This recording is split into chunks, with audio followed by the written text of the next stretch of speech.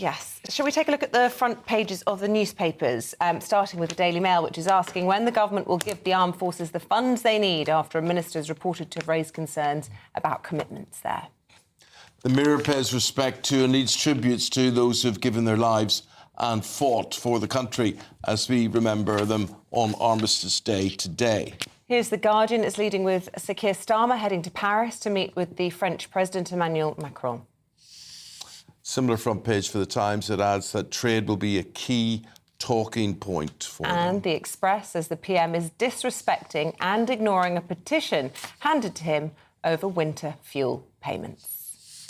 Well, here with their views on those stories and a lot more, we've got Dawn Neeson and we have got Christopher Biggins. Very nice to see you both. And you. Back in the room, Biggins. To have you back, Biggins. You. It's been a while.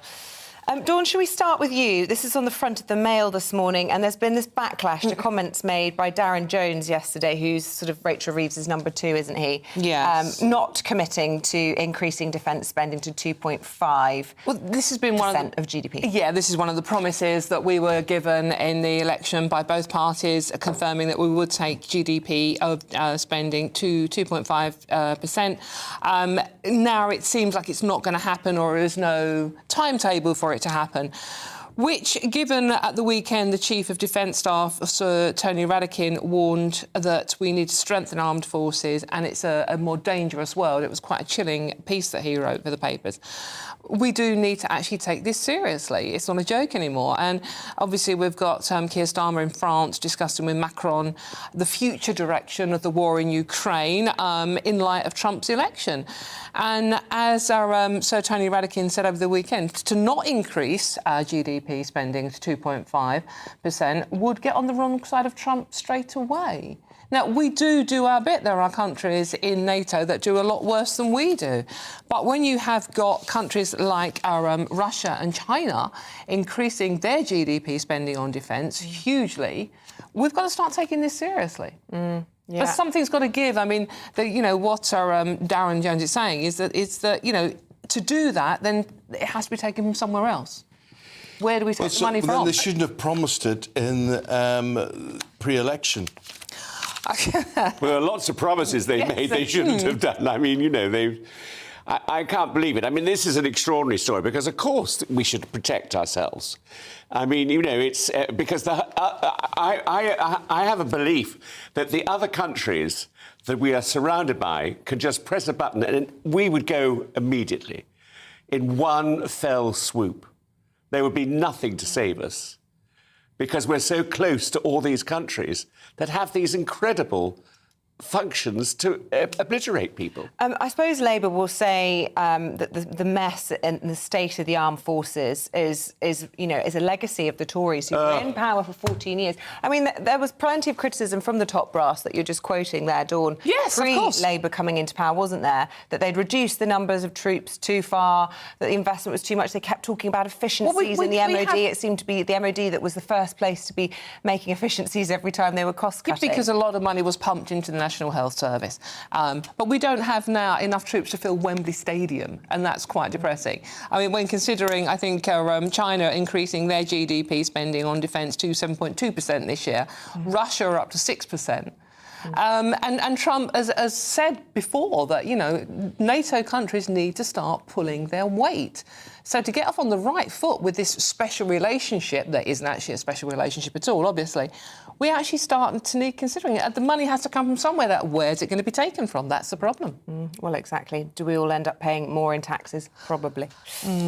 Not probably, yes. Definitely. Yes. Yeah, OK. But the thing about Labour is they have no sense of commitment as to how they're going to fund the armed forces, and they certainly do not feel compelled to fund them within the next 5 years while they have a tenure in Parliament. And I think that is absolutely disgusting that they can dodge the bullet, as it were, on this and not do anything. There's also an extra strand to the whole defence story on this Armistice Day, that this VAT rise on private schools will affect military families, many of whom depend on boarding schools so that the families can travel overseas. They're saying we have a huge recruitment problem within the forces already. This is going to massively exacerbate it. They should be exempt from the VAT rise. Well, Now, you talked on the programme about the fact that all the shops are going to, like Tesco's, Marks and Spencer's, they're all going to have a huge bill at the end of the year. And who's going to pay for it? The customer. We are. Yeah. And it's so huge that I don't know. I haven't seen anybody in the paper mention the figures, but it's so huge that it's enormous. Yeah, this is the extra national insurance they'll have to pay. Exactly. Yeah, or people will lose their jobs. I mean, the big companies are saying, well, we're just going to start cutting staff. Absolutely. But no working people will hurt in the making of this budget. Yeah, right. You know, I do think Labour have serious questions to answer on this, and they can't just keep pointing the finger at the Conservatives, because if Labour wanted to reverse cuts in the armed forces, they could do that from today. Yeah. Yes, and they're not doing it. No, they could. Let's say they don't care about the armed forces, they don't care about the police service, they don't care about farmers. Pensioners. Pensioners, well done, yeah. And it goes on and on and on. So where is all this money being spent, this money that Public sector. That we don't have, Yes. meaning Well, pay rises? Pay rises for anyone in the public sector, with their gold-plated pensions as well. Why don't they admit that? They're not admitting that. They're keeping that as a secret behind closed bars. I find it extraordinary. I mean, my story is about the pensioners. And I don't know how he has the guts to actually get up in the morning and look at himself. It's about the winter fuel. Yes, about the winter fuel. I mean, it is so disgraceful. These people who've paid their taxes for years and years and years. And this is, I would have thought, his big audience. I think a lot of pensioners voted for him. Yeah. But again, another thing I think we have to face as a country is that we're ageist.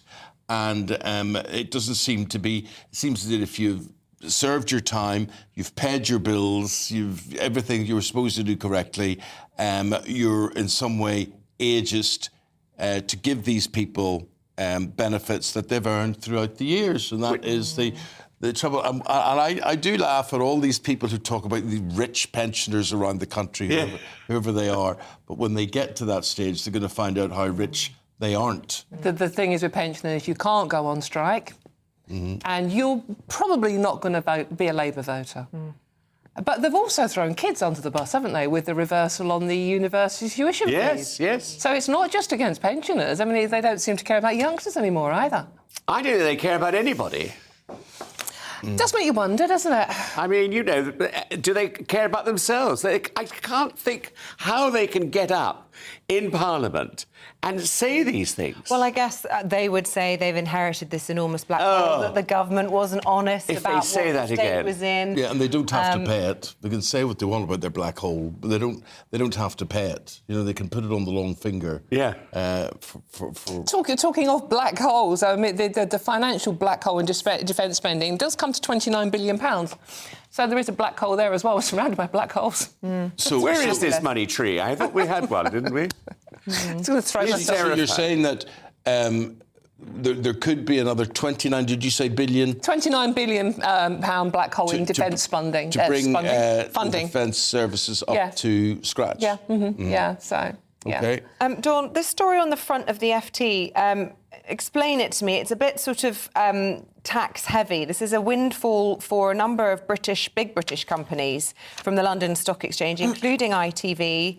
And this is after what happened, an EU tax ruling. It is very, very complicated. It's a typical Financial Times story. And basically, it's an appeal against a Brussels state aid clampdown that has forced London companies to collect taxes against the company's wishes. Obviously, they wouldn't want to do this. But it's a very complicated legal story. But basically, the companies that were taking this case have won. And it does mean now that the big British companies, which is good news if you work for these companies, maybe you will keep your job despite the national insurance rate, it's a 700 million windfall. So it's a good news story. It's incredibly complicated, a tax story, but it's a little bit of good financial news, hopefully. Hopefully, indeed. OK. Freedom of the press at risk after Donald Trump victory, experts warn. This is in The Guardian's Biggins. Oh, I haven't got that one. Oh, well. Sorry. Right. My next one was going to be about the Post stage office review scandal. of the audience in tears over a musical story of injustice. Yeah, go ahead. Are you sure that's all right? Yeah. Well, this is the post office scandal, and it's so interesting, you know, when these topics come up and suddenly they become a commercial product, you know, where you can go and see it. We've seen it. We've seen 2 wonderful documentaries, and we are right behind the post office. Well, so often these horrendous miscarriages of justice are wonderful stories. Well, they are. You know, compelling. They are indeed. Did you see the one last week on television about the girl whose boyfriend was trying to murder her? I didn't see that It's one. a true story. I mean, it's the most extraordinary thing. Anyway. Was it called Until I Kill You? Yeah, and absolutely wonderful. But anyway, this musical is at the Omnibus Theatre in Clapham, which I've never heard of. Anyway, it's got 3 stars in The Guardian, and the audience apparently are in absolute tears. I must say, I've cried a lot on the documentaries because it is so soul-destroying that these people, ordinary people, lost everything. Yeah. Some people died. Yeah, extraordinary. I mean, it was story. extraordinary. So I wonder if this will transfer. I mean, it's an interesting review, but it's, as I say, it's 3 stars from Mark Lawson, and yeah. Sounds like you might be heading to Clapham soon then to go and watch it for yourself. Yeah, I don't know whether I will or not. I think